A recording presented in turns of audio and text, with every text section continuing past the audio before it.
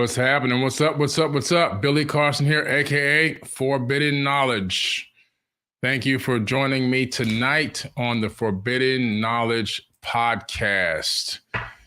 We just saw the great work of Elizabeth Hoekstra and my sister Maria Carson on the previous podcast, Numb, as I drink this coffee. We're really stepping it up over here and trying to add more podcasters to our podcast network, I should say. And so right now, we've got quite a few great shows, and we have a few brand new shows just about to be released as podcasts on this Forbidden Knowledge Podcast Network. I am just waiting. I can't wait to tell you who these people are and what their names are. You're going to be extremely excited. This is huge for Forbidden Knowledge. I mean, huge. So we're really, really excited about that. Just trying to continue to add more value to the platform. All right. Trying to add more value to the platform. My asthma has been acting up a little bit, guys, so I might have to clear my throat a few times tonight. Just bear with me on that. I see everyone filling up in the chat right now. Please make sure you guys click the like button and make sure you share this video. Going to be going in tonight to talking about, was the Bible, copied from ancient texts? There's a valid question mark. And one thing I'm going to do to make sure that this video does not get demonetized and that it does not get deleted is I'm going to continue to ask questions, but I'm also going to then read from a PowerPoint, which I created based on actual facts from the mainstream research centers, right? So where they teach, mainstream colleges and universities teach, I'm using their sources so that there's nothing that can be done to take this video away from the masses. Everyone needs to hear this. Everyone needs to learn this, right? Everyone. And whatever denomination you may be, all of the texts can be considered holy. None of them should be considered whole. Okay, good point there made by LFS. I appreciate you. Incredible. So it's going to be a great night tonight. And this podcast is not to put anybody down or demean anybody or make anybody feel dumb. I'm just going to be sitting here stating facts. I'm not going to be, going crazy and trying to bash people. It's just all about facts, factual data, factual information. I'm pretty sure a lot of you know that, or you've heard me say, I should say, that a lot of the biblical text has been copied from ancient tablets.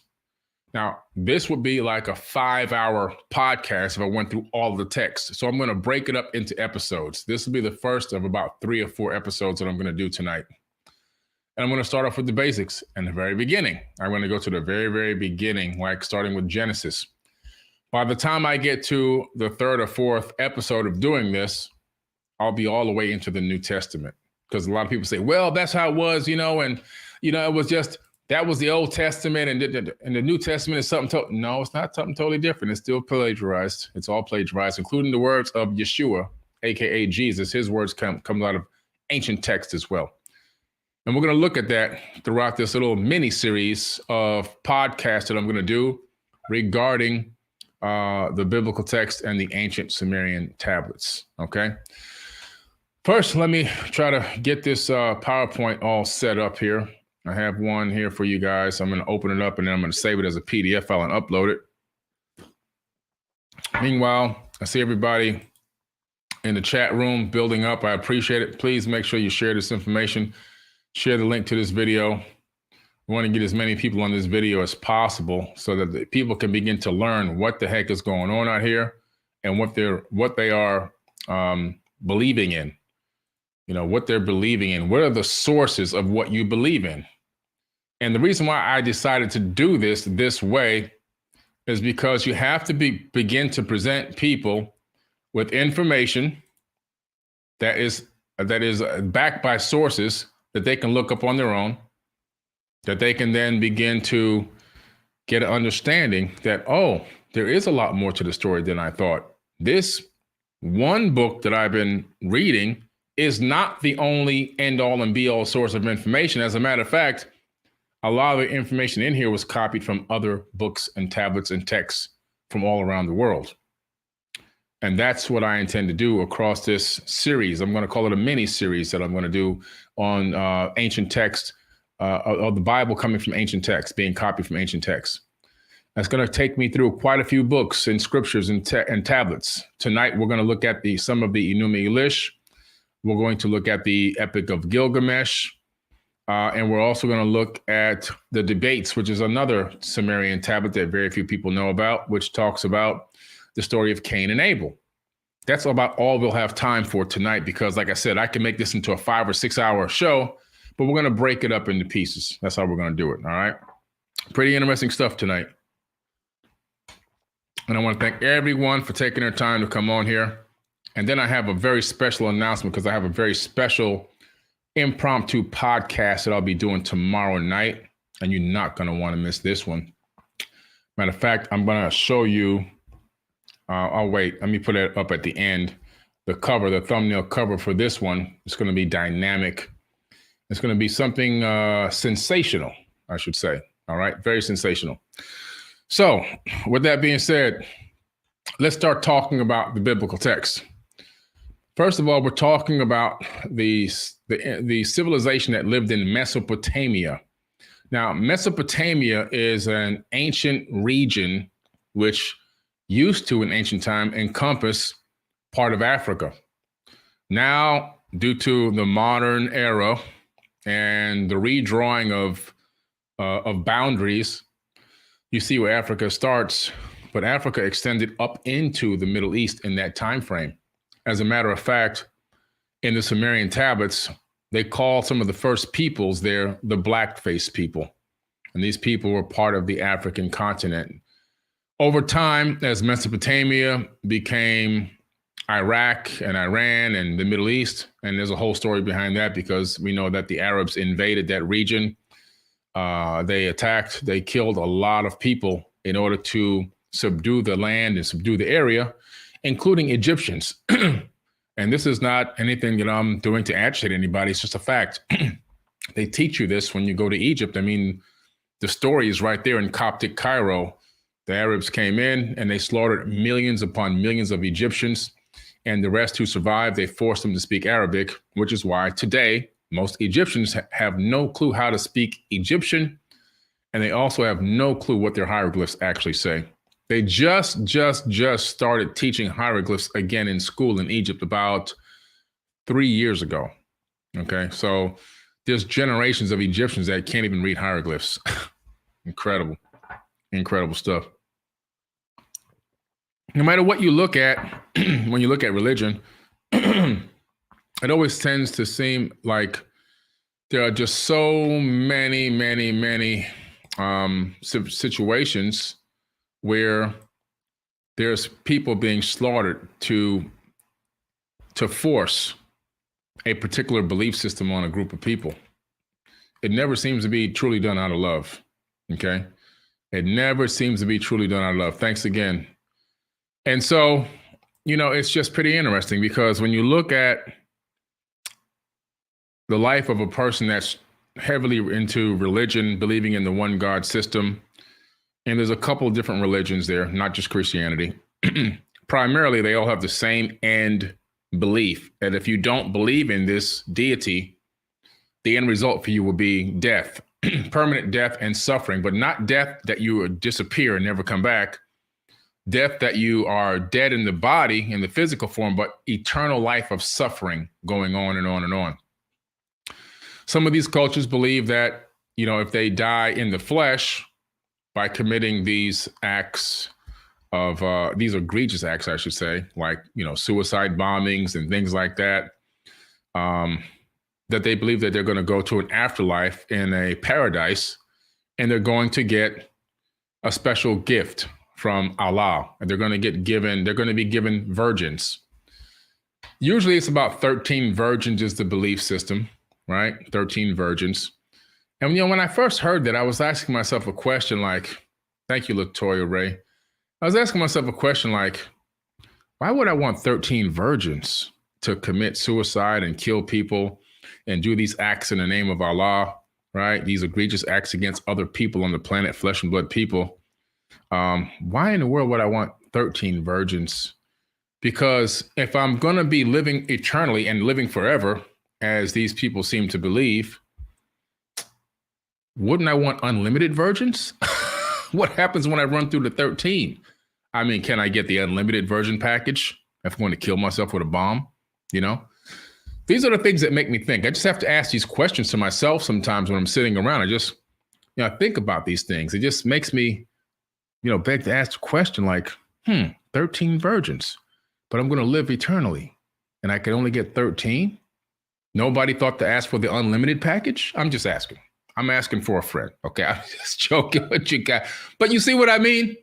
I'm making fun and I'm being funny, but at the same time, I'm showing you when you really begin to analyze some of this stuff, it sounds so crazy. Like there's no basic logic behind it. If you look at the other part of the religion, right? On the flip side, Christianity, I've got to be lucky because at the right exact time, I've got to ask for that last forgiveness from Jesus so I can make it into heaven. I got to time it right before I die. Like I just got to time it, right before my last heartbeat and my last breath. I got to time it just right so I can get that last forgiveness out. Because if I miss that last forgiveness, I'm not going to make it to heaven. And then guess what's going to happen? I'm going to perish and suffer for all eternity in a lake of fire. A lake of fire.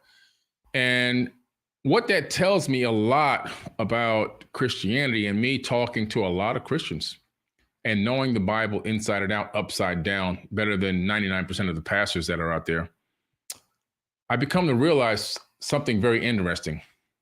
The majority of people, not all, listen to me, not all, but the majority of people that are Christians are only Christians for self-preservation. They're only caring about one thing and one thing only. I had a pastor tell me this. I'm doing this just in case it's right, just in case this information is accurate. This is a backup plan so I don't burn in hell. It's a self-preservation tool. In other words, 99% of the people that are following that religion are only doing it because they're afraid to burn for all eternity in a lake of fire, which was added to the Bible by the Catholic Church, by the way, in the 2nd century. Okay. So it's pretty interesting. Yes, Cash Cow, I'm going to talk about the Pentagon and the report of the mothership. I'm going to do a special pop-up podcast on that. That won't be tonight, but there'll be a special pop-up podcast on that tomorrow. Thank you. And so it's a self-preservation thing. People are actually afraid of dying and suffering for all eternity in this imaginary lake of fire.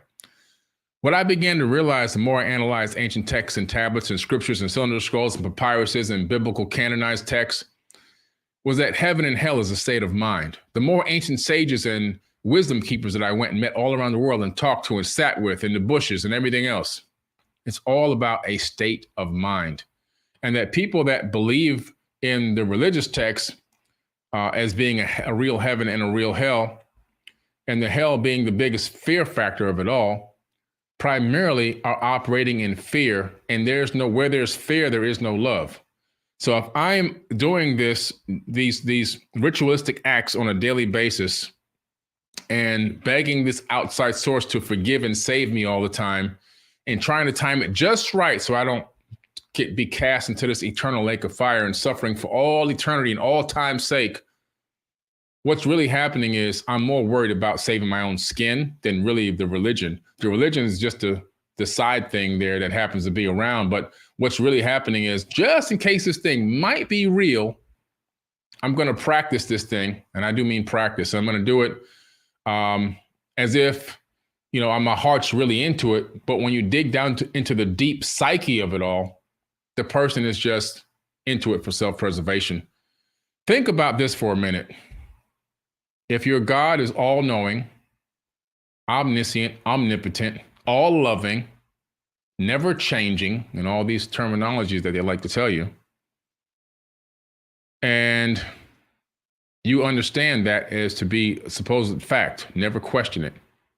But then at the same time, you can be, quote unquote, cast into a lake of fire for all eternity for punishment and torment for sins that supposedly, according to that same book and text, You had committed before the foundation of the earth. In other words, you were born a heathen. You were born a sinner. You were born this and born that. You're told that you're this person and that you're that person and you're so evil. And then you're coming out of the womb as this evil entity before you even have a chance to form your very first thoughts, cohesive thoughts. And then as you're growing up, you're told and programmed and just beaten to your head nonstop that you're a bum, you're a loser, you're a sinner, you're nothing, you're worthless until you get on your knees and grovel. And then you tell me that that's an all-knowing, all-loving God that you're worshiping, when in true reality, it's a big fear factor. And all you're doing is trying to save your own skin by following the rituals and hoping that in the end, it was accurate. And the evidence of this is the fact that you don't do any research. You don't know what I'm about to tell you tonight because you never looked into it. You never dug into the original version of the biblical text and sourced the material and where it came from. You didn't break it down into Aramaic like I did, into the original tongues to figure out what the original text that was converted into some of the testaments were saying. You didn't look at the Torah. You didn't learn Hebrew. I have books here where I study Hebrew text. You didn't break down the Hebrew text to find out where the Torah got its information and then break those down into even more ancient texts to see what the source material was.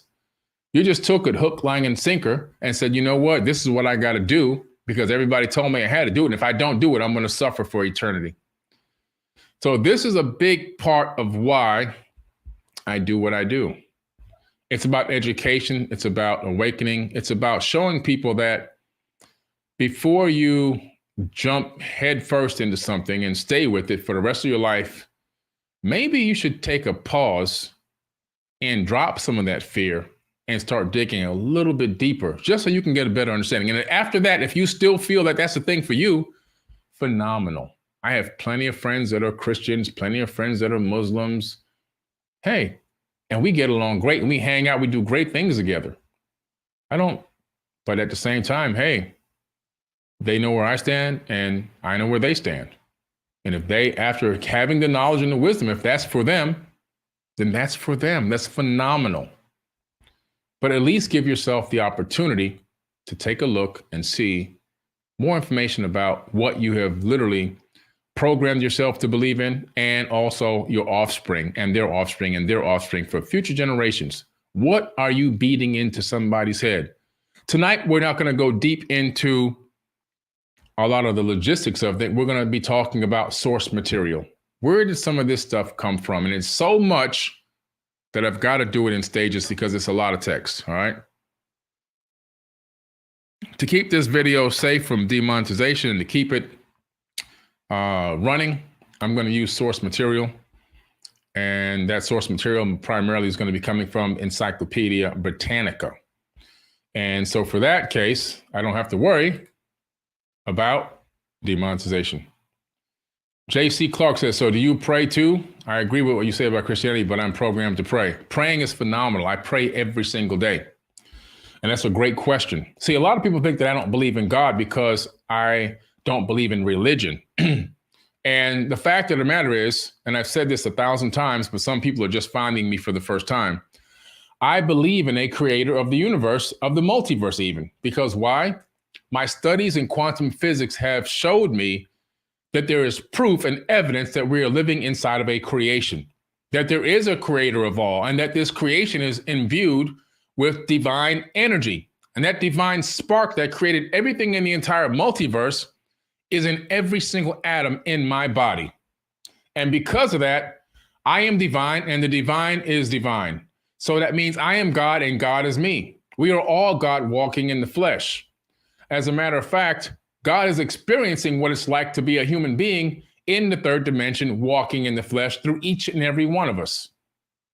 Through each and every one of us. There's only one entity. There's only one consciousness. The fact that J.C. Clark may be somewhere across this planet watching this, and I'm sitting here across the other side of the planet watching this, doesn't mean anything. There's only one person. When I'm talking to J.C. Clark and you guys, I'm talking to myself. And when J.C. is talking to other people, he's talking to himself. We are all slightly different expressions of the same one consciousness. Separation is an illusion.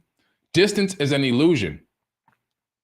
It's an illusion of the third dimension. Above the third dimension, distance doesn't exist. Time doesn't exist. The past, present, and future happen all at the same time. And there's oneness there, higher than the third dimension. It's something that we should all aspire to. And so I do pray, and how I pray is like this. When I'm happy about something, number one is I thank. I always give thanks. I don't give thanks and, oh, thank you, Lord, and all that kind of stuff, because the Lord is that's a whole nother podcast. But what I do is I give thanks. I say thank you with pure heart and gratitude and soul from myself to the creator of the universe. And when I am doing things like eating food or a meal, I command that the food be safe and healthy for my body. Now, I'm not going to command over a Hershey's bar. I'm not going to command over biscuits and gravy and collard greens, because I know that's going to give me diabetes. I'm not going to pray over a plate of slop because I'm smart.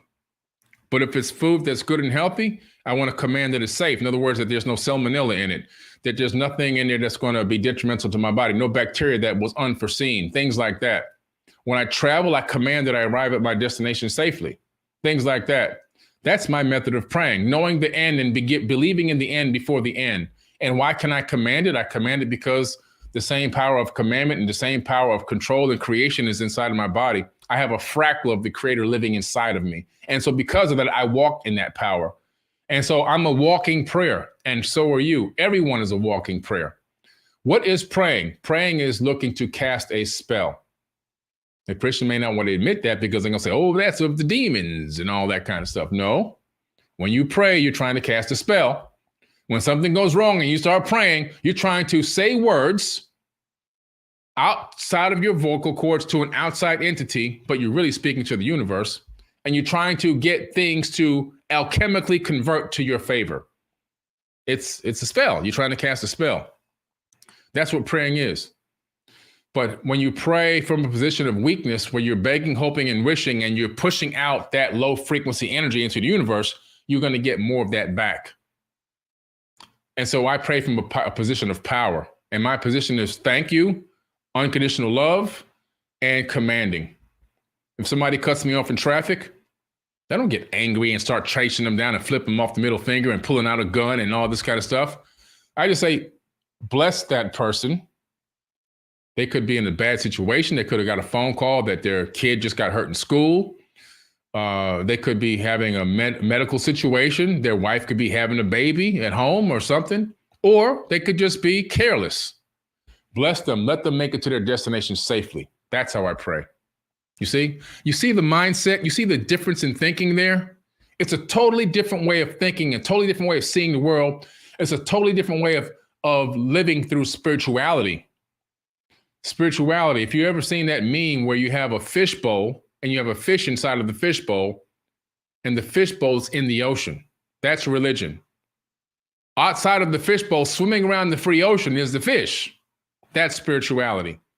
And so we have to come to that point where we recognize there's a difference. When you hear the word religion, that's not spirituality. Two separate things. I'm a spiritual person. I'm not a religious person.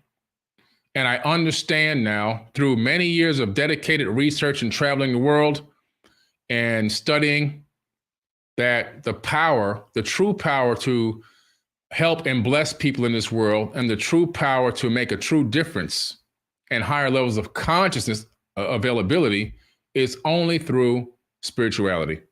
Because religion puts you in a box, and the box has a cap on it, and it only lets you go to the top of that box. And if you get to the top of that box, you're going to hit your head. After hitting your head so many times, you don't even jump to the top of the box anymore. You just stay down here. And once that happens, you pass it on from generation to generation. And then we have generations and generations of people over eons that are mentally incapacitated because of the religious virus that goes out. Spirituality is the key. Spirituality will give you enlightenment, will open your eyes to see things in different ways. It will give you inspiration, motivation, aspirations. It will allow you to be your true honored self. It will allow you to grow to be the person you truly can be. It will allow you to be born again many times, not by dumping water over your head in a pool or having somebody smash your head into the ocean. That's not being born again. That's not a baptism. The baptism is a baptism of consciousness. When you finally awaken to the point where you grow consciously to a higher level and you can look back at your previous level and look down on it and realize where you came from, you have just realized you've been born again. And you'll be born again many times in one lifetime if you continue to study, practice, work, and ascend. You see? This is what being born again is all about. Not having some pastor or some clergyman take your baby and douse them in this water, and all this other kind of crazy stuff. That's not doing anything. Oh, you know what that's doing? That's putting H2O, which is a molecule, all over your baby, and that water might have some bacteria in it. Give your baby a doggone flu. The best thing you can do is teach your kid from the time it's little all the way up to be a free thinker, to ask questions, and to follow spirituality. Then you won't have to worry about dumping your baby's head in that water. Now, let's take a look at some text. Sumerian tablets versus Bible parallels, okay? You can see this Bible here in the background. You see the Sumerian tablets. Like I said, there's so much here. I'm going to do it in stages because there's just so much. And I don't have a lot of time tonight because I have so much stuff that I'm working on. I got a long night ahead of me. And but however, how does the ancient Sumerians' religion differ from the Bible? Sumerian civilization was founded around 4500 BCE, before the current era, right? They wrote down their history on clay tablets, but the stories themselves were likely much older and passed down from generation to generation. We know this now for a fact because we found tablets that we thought were like the oldest. And then we kept looking and looking, and we found even older tablets with the same exact story on it. So these stories are actually tens of thousands of years old, not just 6,000 years old, right? So we're talking about a real ancient time. Another thing for me to point out is that the Sumerian civilization records start on average around 6,000 years ago, which is where the Bible got the 6,000 year creation story from. In other words, the Bible or religious zealots believe that the earth is only 6,000 years old. And the reason why is because it's plagiarized from Sumerian tablets, and the Sumerian tablets dated around 6,000 years ago. So to them, in their mind, there could be nothing older than that. And then that got passed down from generation to generation. You see how this religious virus keeps getting spread to the point where you develop an ignorance. Yes, the earth is older than 6,000 years, and you hear all these crazy things like dinosaurs didn't exist and all this kind of crazy stuff. I mean, this is why the aliens don't talk to us. The Sumerian civilization was founded. So the Sumerian history is about 5,000 years older than the Bible. The first written form of the Torah or the Old Testament of the Bible was not written until somewhere between 1,000 and 900 BCE. And so we look at one of the oldest parts, or some of the oldest parts of the Torah, which ended up becoming part of the canonized Bible. Not exactly word for word, but most of it. Because the Jewish people believe in the Torah. The Jewish people don't believe that Jesus Christ is the Son of God and that the Messiah has not returned. In case you didn't know, the Jews do not believe that Jesus Christ is the Son of God, and they believe that the Messiah has not been here, has not come yet. In other words, the prophecy has not been fulfilled yet. And in the Old Testament, majority of that, not all of it, but a lot of it comes from the Torah. And the Torah copied their information from where? Sumerian tablets. So the Sumerians, excuse me, the Sumerians were polytheists. Polytheism is a belief that worships many gods as opposed to monotheism, which is a belief in a one God system. And so we know for a fact that the Sumerians, the ancient Egyptians, and many other cultures around the world who had their information plagiarized into the canonized Bible were polytheists. They believed in a multiple God system, whereas in Christianity, it became the one God system. Now, there was a situation that happened in Egypt a very long time ago. Pharaoh Akhenaten. Pharaoh Akhenaten is King Tut's father. And so Nefertiti's husband. Nefertiti was King Tut's stepmother, wasn't really his birth mother. Never could really find out what happened to King Tut's actual mom, but I keep looking and looking and looking.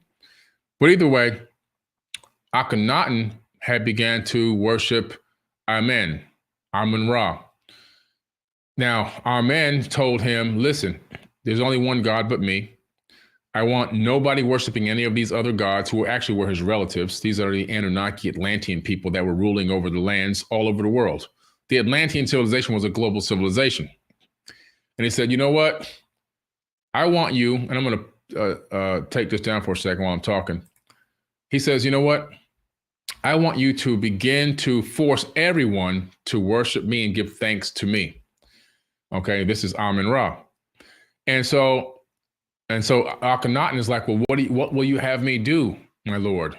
And so he says, the first thing I want you to do is I want you to begin to deface any of the gods that you find around any of the kingdoms.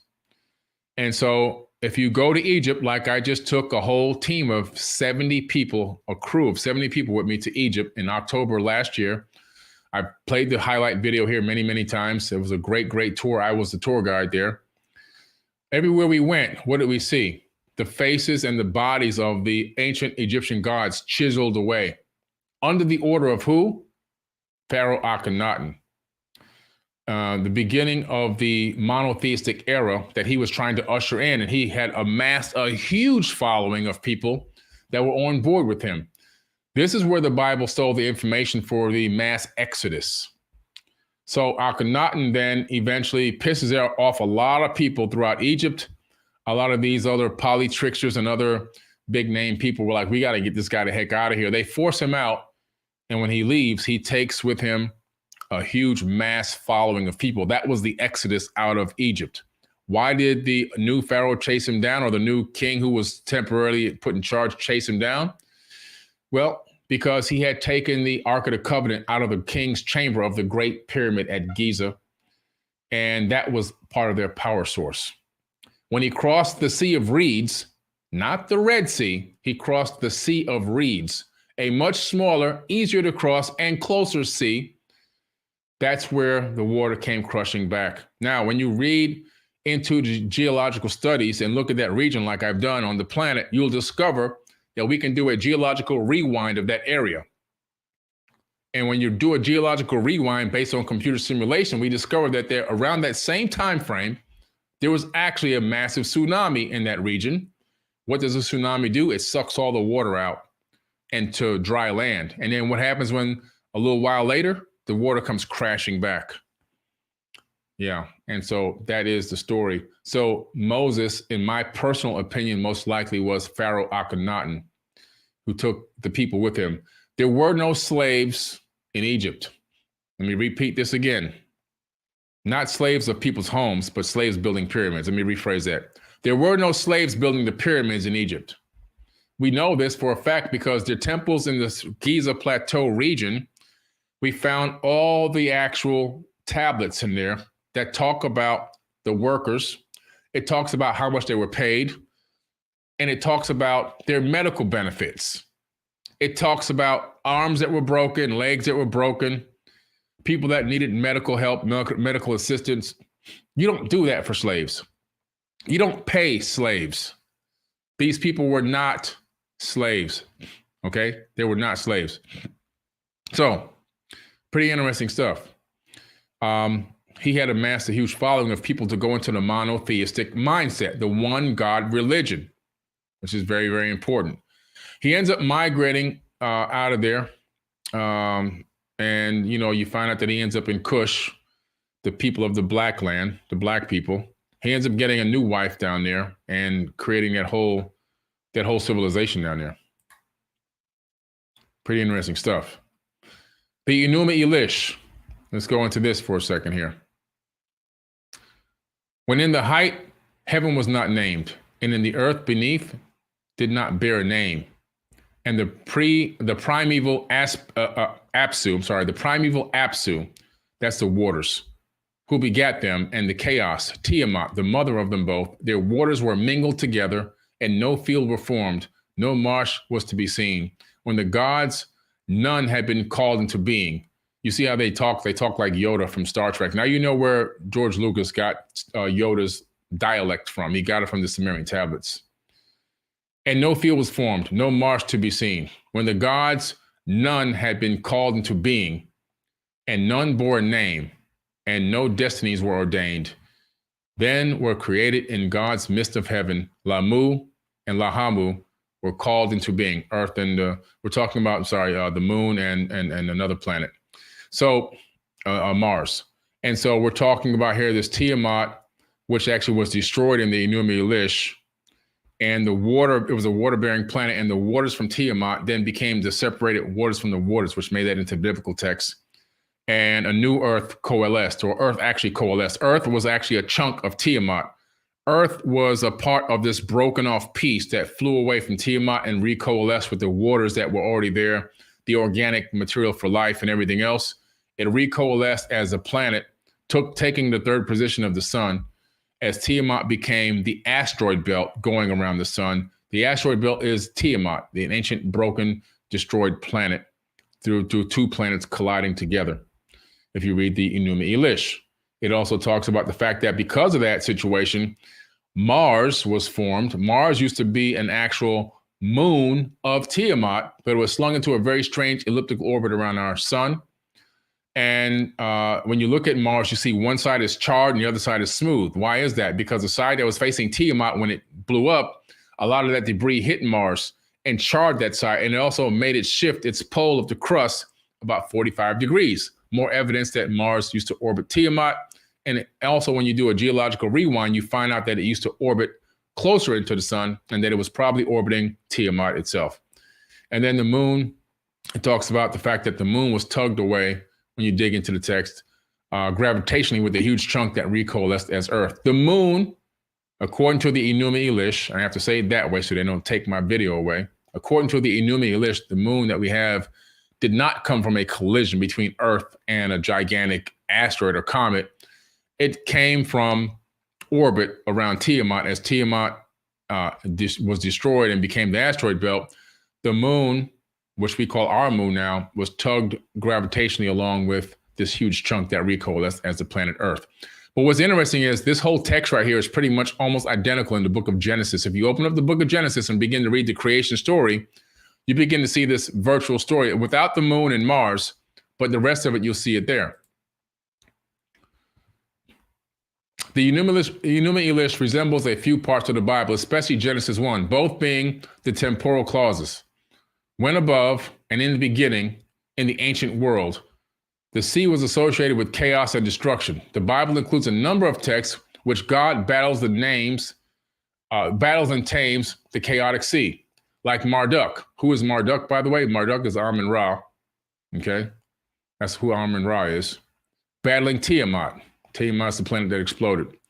Who embodies the sea? In Genesis 1, God is already superior to the deep, which Hebrew, Tinom, the word's related to Tiamat. So we know in the Bible or in Hebrew that Tihom, is Tiamat. So Tiamat is mentioned in the Sumerian tablets, but it's also mentioned in the Bible as Tihom, which is the same name, but the same word. It translates the same as Tiamat. So we know that the reference of the Bible to this creation story in the very beginning, the tumultuous creation of Earth, is coming from the same exact source, which is thousands of years older than the Bible itself.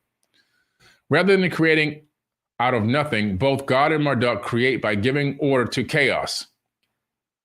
Marduk, why Marduk? Why is his name in there? Well, the original name is not Marduk in the original version of the Enuma Elish.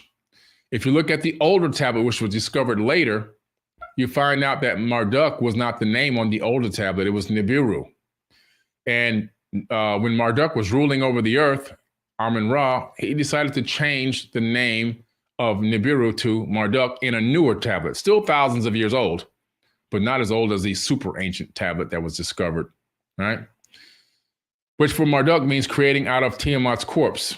In other words, Tiamat had been destroyed, and so now he's going to use that destroyed, all that debris to create planets and stuff in the solar system. Both God and Marduk separate primordial waters and place a barrier between the upper and lower waters. If you read the Bible, you'll see that's exact text. Both create luminaries to give light. Genesis 1 occurs over 7 days, and the Enuma Elish is told across 7 tablets. Do you see the similarities here? Do you think that's a coincidence? You see, somebody took the story from the ancient tablet and they began to remix a little bit, freelance a little bit. You see what I'm saying? Pretty interesting. Then he says, on the sixth day, God creates humans, which Marduk does in the sixth tablet of the Enuma Elish.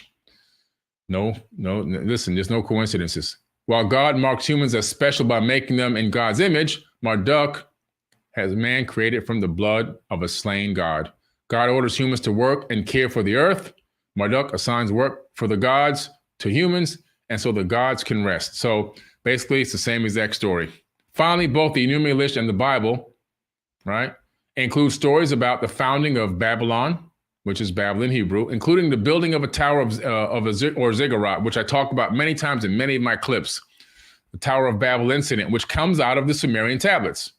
But when Marduk names the city Babili, which means the gate of the gods, the Bible calls it the Tower of Babel or the city of Babel in Hebrew, which means to confuse. And we do know that at the Tower of Babel situation where God comes back, who actually was, it was actually Yahweh, who was actually Enlil in the ancient tablets. He comes back and sees that the humans are building this tower, and he realizes that, wow, they can do whatever they set their heart to do. That text actually made it into the Bible as well. And so he says, man's years shall be 120. So he had limited our years, which means a genetic modification, not letting us live too long. Because if we live too long, we get too smart. And if we get too smart, we realize we don't need to be working for these people. We can do everything ourselves. It's almost like AI becoming awakened. And so he destroys the tower, and then he separates the people, and he changes all of our languages so we can't communicate. That's why you have a lot of different languages on Earth right now, so that we can't communicate and collaborate and network as easy as we could. And that created a divide and conquer tactic, one of the very first incredible divide and conquer tactics that still works today. The Epic of Gilgamesh. Before the creation of heaven and earth, there was a void. Genesis states that the earth was unformed and void, with darkness over the surface and of the deep, and a wind from God over the water. Though not exactly the same, it implies a similar meaning to the introduction idea of the united heaven and earth. The Epic of Gilgamesh says the same thing. In Genesis, God existed before the heavens and the earth.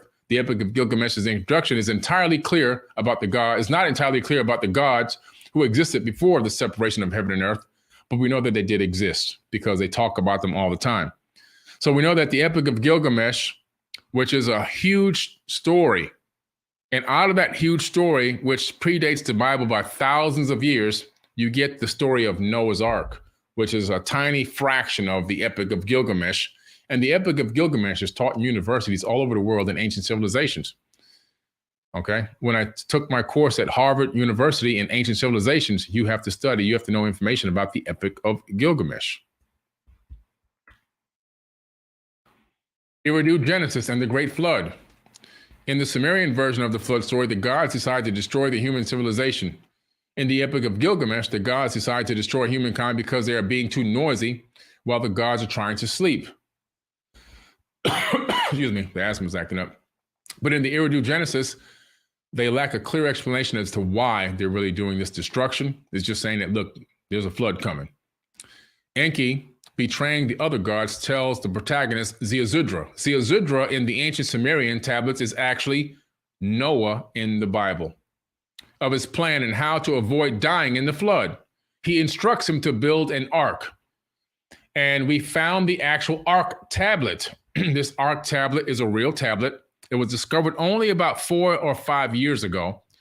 And this ark tablet is a description of how to build the ark. And the ark was not like the one described in the Bible, which it leads to more freelancing again.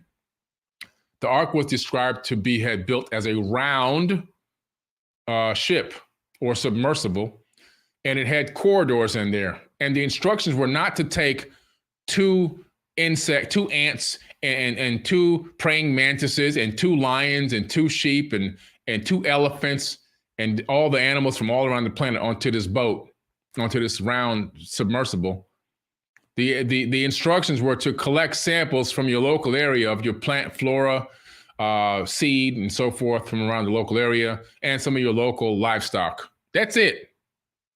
Not this fairy tale that they've been teaching you in Bible study since forever. You had 2 cockroaches come on the thing, and you had 2 puppies of every type and all this other kind of crazy stuff. No, that didn't happen. I'm sorry. I'm sorry to bust your bubble, but that never happened. Okay. Zidra versus Noah. Genesis is a monotheistic, book. Both Zidra and Noah are instructed by one God to build an ark and escape the flood. But the decision to destroy humanity is made by one and one only God. So in Genesis, you have the Abrahamic religions who believe only one God exists. Multiple gods decide to destroy the earth in the polytheistic Eridu Genesis. Now, when you read the Sumerian tablets, you find not only in Eridu Genesis, but in other tablets as well, that these gods had collaborated together and that some of them did not want the earth to be destroyed. And they were begging to the leaders, Enki and Enlil, primarily Enlil, who had full control in decision-making, and also Anu, their father, begging to them to please not let this come, not let this calamity happen. And they decided that, you know what? The experiment here had gone wrong. The people had gotten too noisy. They had gotten too wild and crazy. They had gotten too intelligent. We want to just start over. And while this flood, which seems like a directed asteroid strike, while this flood, through whatever method they used, swept over the land and turned all the kingdoms into mud, they actually were on this sky ship crying and weeping, then loathing that their creation had been destroyed. This is in Sumerian tablets. Pretty interesting stuff. Noah and his family remained human. Okay, let me read this first. Hold on.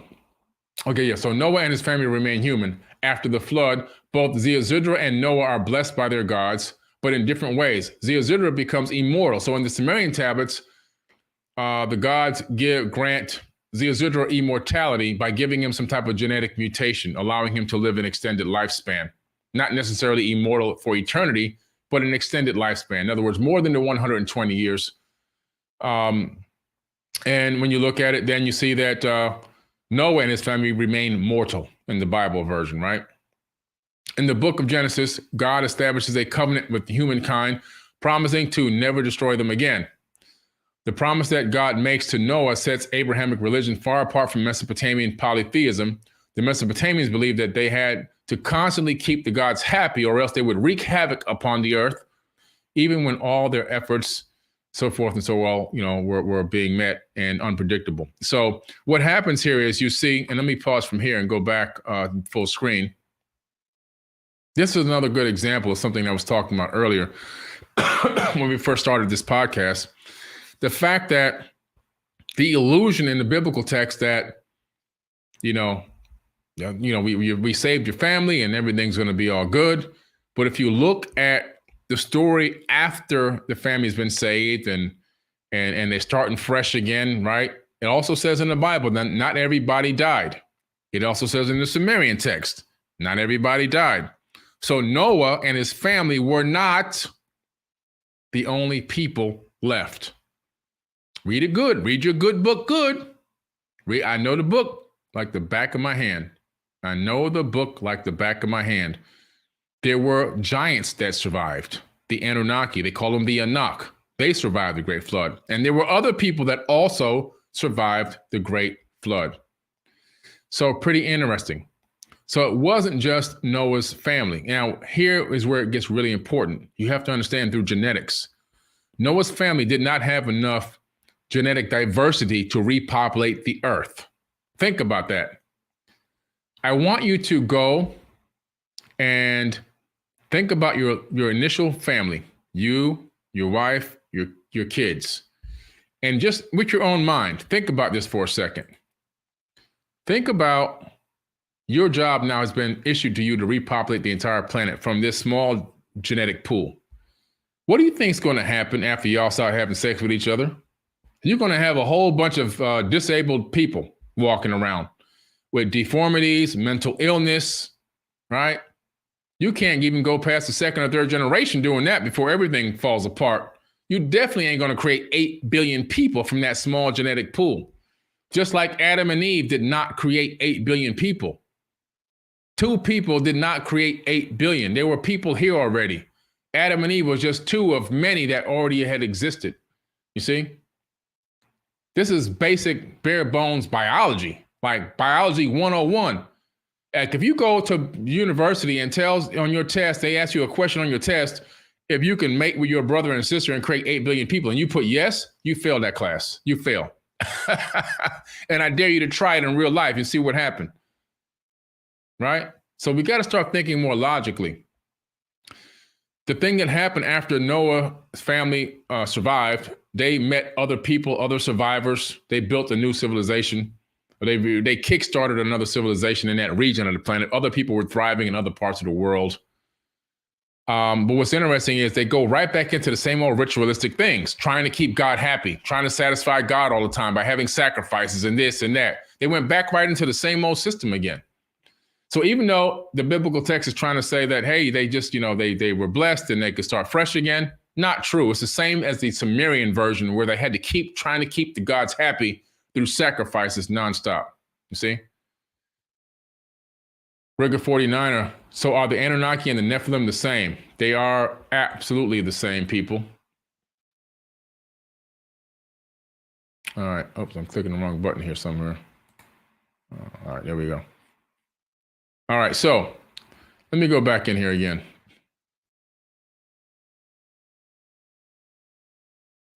Now we're going to get into the debates. The debates are a very important text. Thank you, T. Wells. I appreciate you. Oh, yeah, you're going to be going to Egypt with us as soon as your boys are old enough. That's going to be great because I'm going to keep on going nonstop like I've always been doing. Since 2014, I've been going nonstop, and I'm looking forward to having you guys with us. So the debates is a text. It's a text that tells you the Cain and Abel story before Cain and Abel even existed, okay? It tells you the Cain and Abel story. It reads it a little slightly differently, but it's the same exact story. The debate between the sheep and grain describes the primordial hill where the gods live. An, who's also Anu, right? The sky god creates two sisters, Ashan and the goddesses of the sheep, and Lahar, the goddess of grain. An creates these goddesses to clothe and feed all the gods and goddesses on the primordial hill, but they realize that they do not understand how to use their sisters' gifts, so they created man to feed and clothe the gods instead. Later, Ashnan and Lahar fight over which sister has the more meaningful gift. The story ends with the gods Enki and Enlil intervening in the debate and declaring Ashnan the winner. The similar story between, from the biblical text is the debate between Sumer and Winter. The gods create Emesh, Sumer for vegetation and the abundance of the earth. Aten, Emesh's brother, identified with Winter, was responsible for the fertility of livestock. When the brothers fight, Enlil declares Emesh the more important of the two, and they reconcile after Enlil's ruling. The same Cain and Abel story over and over again, right? The two debates discussed above bear the most striking resemblance to the Genesis story of Cain and Abel, Genesis 4:1 through 4:16. Like the debates, the story of Cain and Abel involves quarreling siblings, but while the debate tablets discuss relatively insignificant events, the story of Cain and Abel is amongst the most tragic tales in the Bible, one of the very first recorded murders, right? When God appreciates Abel's offerings but not Cain's, Cain becomes jealous and angry. God warns Cain not to give in to his anger, but Cain does not listen and kills his brother Abel in envious rage. God punishes Cain by cursing him to wander ceaselessly. Now, what does he do? God tells Cain, you got to get out of here. And Cain goes, in the Bible, he says, but the people out there will kill me. So wait a minute. If you believe in the version that most people believe in of the Bible, you know that there's Adam, Eve, Cain and Abel, right? Cain kills Abel. So now there's Adam and Eve and Cain. Now Cain gets kicked out of the garden, but all of a sudden he knows that there's people out there. What people? That's in the Bible. There were millions of people already here. When Adam and Eve arrived here, there were already people here. Adam and Eve were not the first people on this planet. They were the first Homo sapiens sapien version, the first genetically modified by the Anunnaki, to be able to reproduce in a certain type of way. The other people, a lot of them weren't able to reproduce in that way. And the ones who were creating a lot of rarities, giants that didn't have long lifespan. All kind of crazy stuff was going on according to these texts.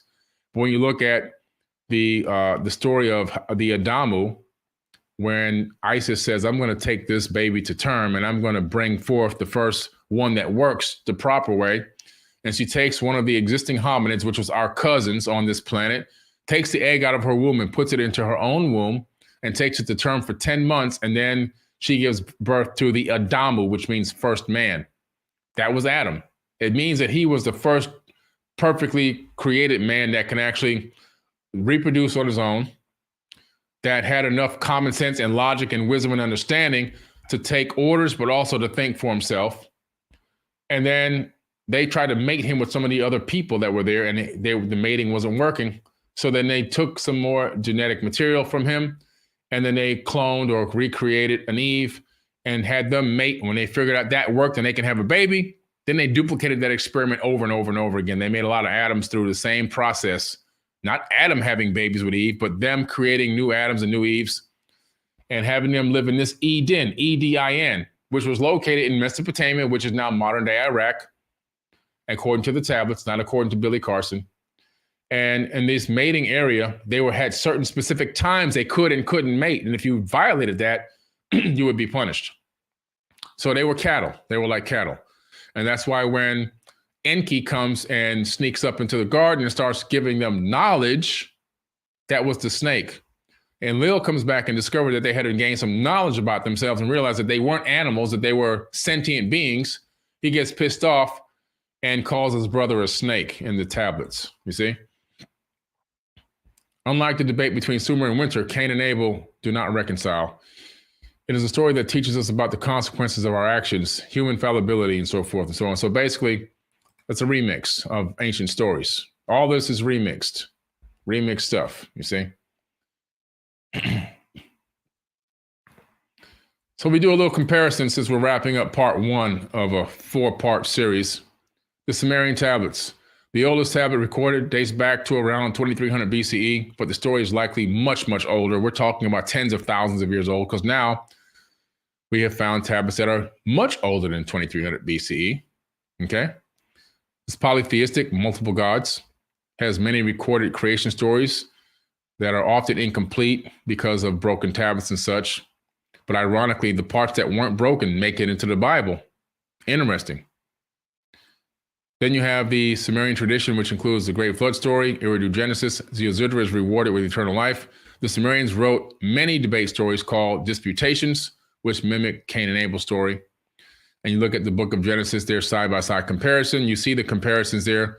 You see the slight remixing going on. You see that the text that made it into that part of Genesis was mostly just plagiarized text from ancient tablets, which then were slightly remixed in some cases, but ultimately come from ancient text. Very important stuff. Very, very important stuff. And so why is it important to know this? Because it's important to know and understand who you are and where you came from, how we got here, and what happened in the ancient past.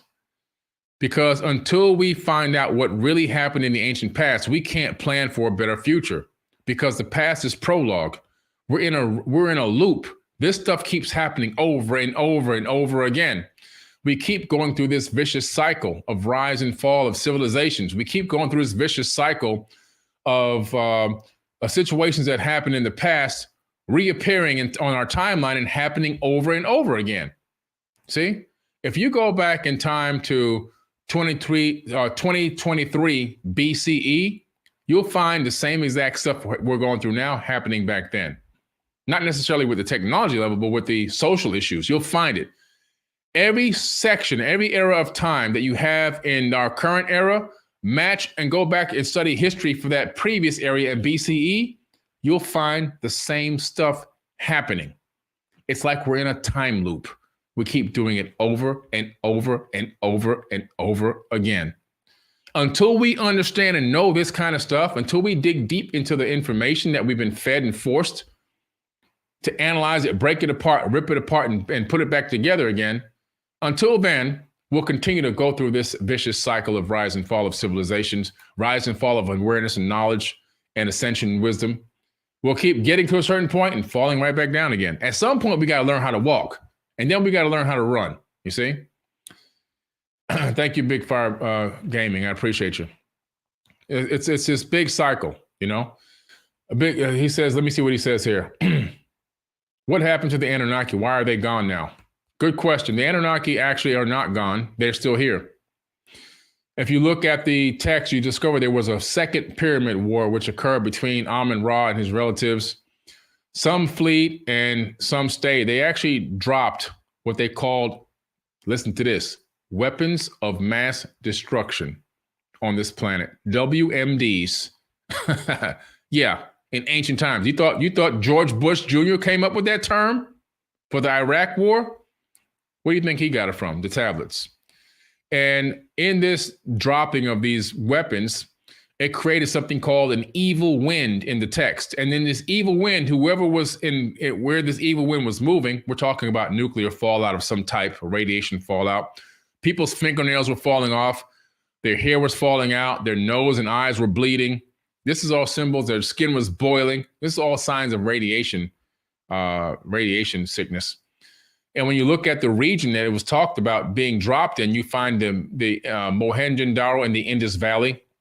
You find the Giza Plateau and many other areas around the region where sand and buildings were vitrified and turned into glass. Matter of fact, in the Indus Valley, bodies are still laying in the street. Google Indus Valley, Mohenjo-Daro. You'll see bodies laying in the street, holding hands, just the skeletons that have never, ever, ever been eaten by any wild animals because they're radiated. So we know that there was a nuclear war of some type in the ancient past. In this text, some of these beings fled to safe areas and some left. The ones that stayed continue to mate with humans and create offspring, and their ancestors and their bloodline is walking amongst us this very day. So in some ways, genetically, they never left. And all of us, including every single human on this planet, has a little touch of that DNA in our body. Any Homo sapiens sapien has a little slight touch of that DNA in our body. So in essence, we're all here. Now, I believe that they're watching us through the Black Knight satellite. That's why I wrote that documentary, The Black Knight Satellite, on Beyond the Signal. They're watching us and they're monitoring us to see how far we're going to go and if we're going to become a rival of them. So pretty interesting stuff.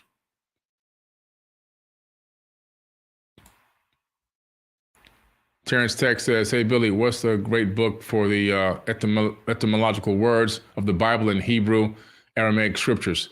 That's good. A great question. I have these books that break all the words down. And you can actually look up the breakdown of these words. You don't even have to buy a book. You can look them up on Google. You can get the breakdown of the words all the way going back into the original text. And what I'll do is I'll make a special video with that, and I'll do a demonstration online of how to do it. And I'll show you guys exactly how it's done, how to break down all the words.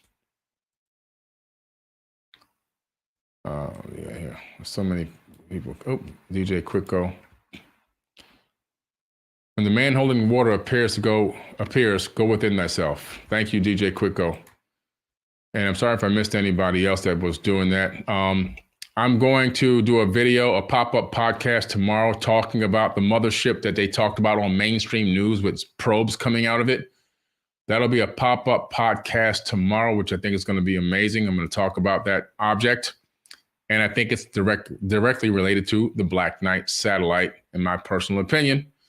There are some similarities. Not that it is the Black Knight. That's not what I'm saying. But what I'm saying is the fact that there could be things monitoring us or looking at us. And also look at the other side. Could it be owned by the government? Can they be testing some advanced tech and letting us think it's UFOs when in true reality, it's ours? Both sides, I'll analyze both sides on a pop-up podcast. I'll be on a couple times tomorrow because tomorrow's going to be a special day. I'm going to pop up and talk about something very interesting tomorrow. You're not going to want to miss it. Okay, you're not going to want to miss it. Interestingly enough, we have a great thing coming up. As you know, the Forbidden Conscious Awards. And I want you guys to watch this real quick. And I'll drop the link for you to start voting for your favorite podcaster, radio host, archaeologist, ufologist, anybody that helps help give you any type of enlightenment whatsoever. I want you guys to begin to, go ahead and start voting. Voting is free. It doesn't cost you any money, but start voting for your favorite conscious people so they have a chance to win an award. Hey, everybody, it's Billy Carson, also known as Forbidden Knowledge. I want to talk to you about a very special event coming up July 30th, 2023. The Forbidden Conscious Awards, the first annual event of its type. We're going to honor people who have been contributing to the conscious community for decades. People that you know and love that have helped you get to higher levels of thought and consciousness and awareness. And guess what? It's time to give them their flowers while they're still alive. It's going to be a live in-person event, but seats are going to sell out very fast. You want to make sure you're there in person for this amazing level event. It's going to be above the Oscars, above the Grammys. And guess what? You can help vote for the winners. Voting is available on forbiddenknowledge.com. And the categories are going to be social media influencer, podcast/radio host, TV host, actor, director, producer, entrepreneurs, health and wellness, philanthropists, authors, field researchers, archaeologists, space anomaly hunters, and of course, a Lifetime Achievement Award. And you want to be there in person because I'm going to be speaking. That's right, I'll be your keynote speaker that night at the Forbidden Conscious Awards. If you want to come to a mini conference, this is the place to be because I'm going to give you the knowledge that night as well as performances. We have celebrity guests performing. We'll have a halftime show where we're actually going to perform music for you. And don't forget about the pre-event mixer, where if you buy a box seat, you'll be in the VIP section, and you also have private access to a VIP mixer with celebrity guests. Shake hands, break bread, network, and then walk the red carpet with us and take amazing photos. It's going to be a night to remember. You don't want to forget this. And you help vote by going to forbiddenknowledge.com. Go to the Conscious Awards link. You can text in a vote for who you want for any category, as well as if you're out of the country, you can use the web form ballot to still vote for anyone you think is worthy of being honored that night. Make sure you hurry up and get your tickets because they're selling out very fast. I want to see you there. Forbidden Conscious Awards 2023.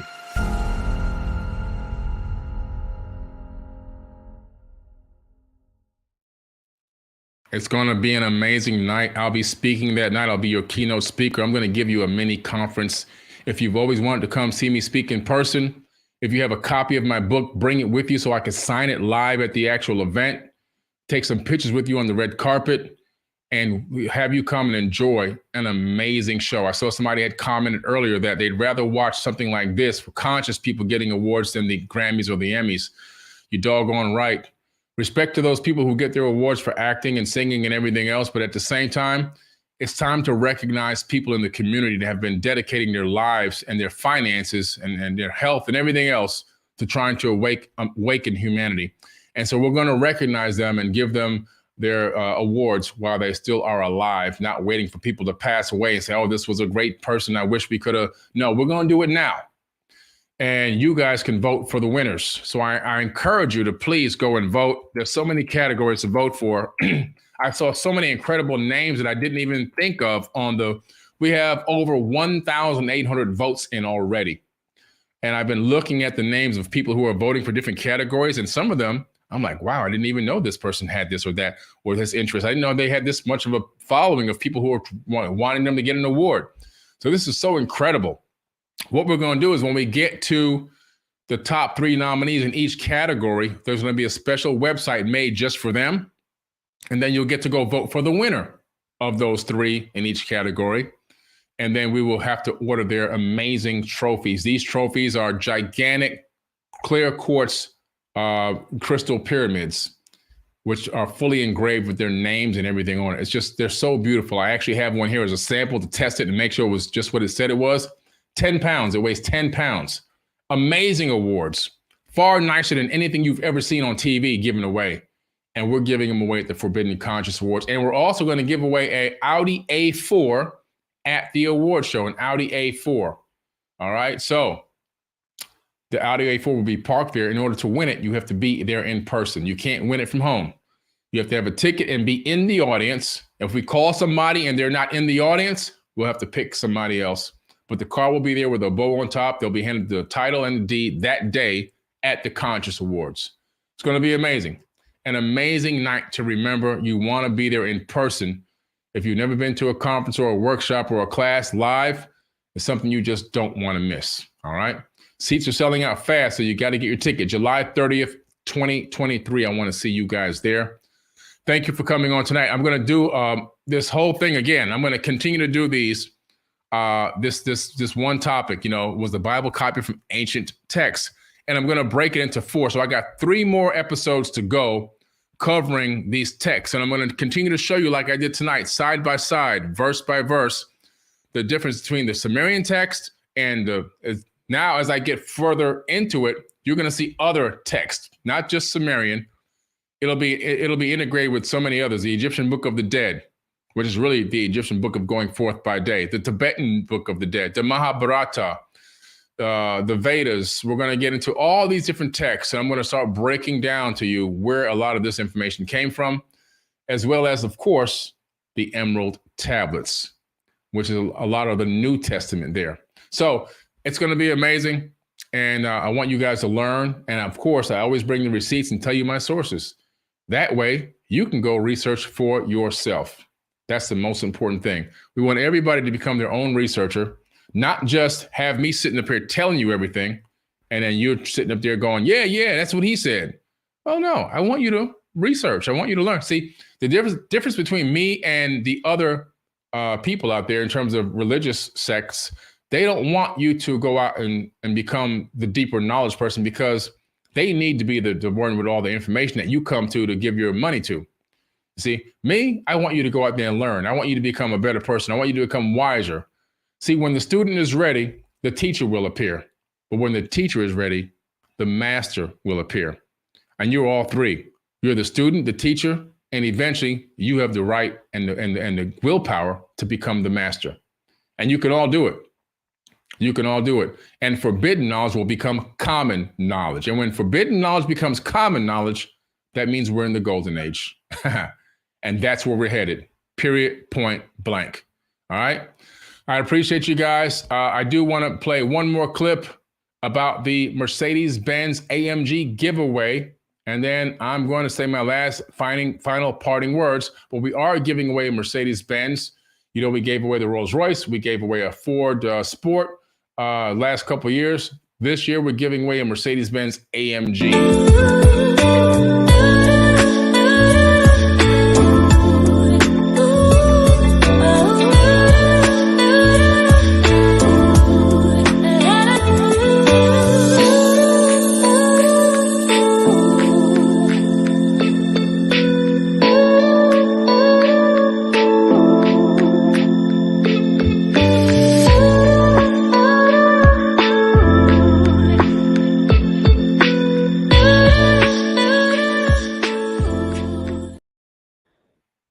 Make sure you get your ticket for the raffle ticket for the Mercedes-Benz AMG. A portion of those proceeds goes to communities and schools.